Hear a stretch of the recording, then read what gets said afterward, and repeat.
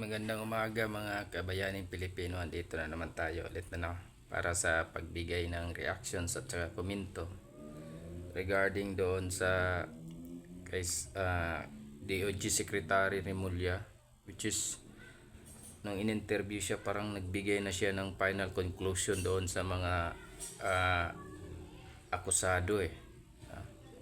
So ito kasi yung statement niya base doon sa interview na nilabas nila nung isang araw, na sabi niya that the group, mayroon silang tinatawag na criminal syndicate eh. Yun yung pinopoint out niya doon. Nagbitaw siya ng salita na gano'n, na talagang gumawa na siya ng conclusions na napaka unfair naman sa side ng mga akusado. So hindi pa nga napatunayan ano bang sinasabi ng batas, ano bang nakasaad sa batas, let be the court justify if those accused are guilty or not. Yun ang nakasaad doon eh. Kaya nga ang korte ang siyang may pinakalas na sa lahat, kaya nga sila tinatawag na final arbiter.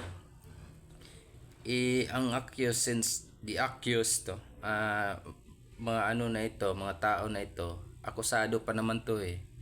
So wala kumbaga nalabag na yung due process of law, hindi pa nga siguro to nabigyan ng kopya ng mga respondent, anong mga complainant, yung mga respondent, yung mga akusado. Dapat sana hindi ganun. Tingnan mo din yung kay former president din nangyari. Tapos sabi niya it's a done deal, Ang dali-dali niyang magbigay agad ng komento with regards sa mga hindi pa nga nila na nabigyan ng due process ang tao eh. 'Di ba? Tapos sabihin na niya kaagad na it's a done deal, Tapos ito pa, marami pa din kagaya kay DG Bantag din, inakusahan pa yon. Then si Arnie Tevez, so ang ginawa niya lang doon, nagkaroon na nga din ng renditions yun eh, para lang talaga ma-execute nila at magkaroon sila ng accomplishment, dahil nga sa sobrang dami ng nila, wala naman talaga silang halos nagawa na eh. Tingnan mo yung sa anak niya, but we did not discuss about that kasi that is what we call this talaga yan parang personal na natin yan. So but based doon sa personal opinion lang natin, so nagkakaroon lang tayo ng honest opinion, So talagang napaka unfair doon sa iba na inuhusgahan na kaagad niya na hindi man lang dumadaan sa due process. So nagkaroon na siya kaagad ng conclusions. Dapat as an prosecutor, hindi sila dapat ganun.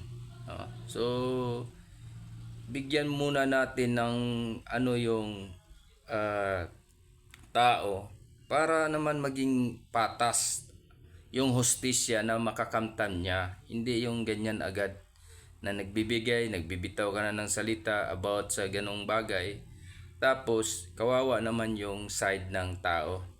So yung tawagin kang criminal syndicates, napakalaking yan, insulto sa pagkatao ng isang akusado at yung membro ng sinasabi nilang Alpha Group, So ang karamihan dyan is mga investors eh, yung mga grupo na andoon sa pangkat ni yung mga taong parte doon sa sinasabi nilang Alpha Group, mga investors, mga karamihan doon, siguro mga malalaking negosyante,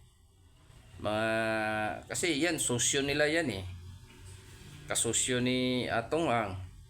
Kaya huwag sana kalimutan ni Secretary Remulla na may mga taong nasasagasaan, may mga taong naiinsulto sa ginawa niya kasi nga nagbitaw na siya kaagad ng conclusions. 'Di ba dapat ang ano naman ng korte, ng batas natin is kailangan mabigyan ng sapat na due process ang tao. Ano po ba yung due process? Okay. It hears before you condemn. No? Pakinggan muna natin yung side ng ng akusado bago natin husgahan. Hindi yung nagbibigay na siya kaagad ng conclusions. So, yun lang naman po. Maraming salamat at magandang umaga mga kabayaning Pilipino. Naway mag-ingat po kayo saan man kayong lupalop ng mundo. Babos.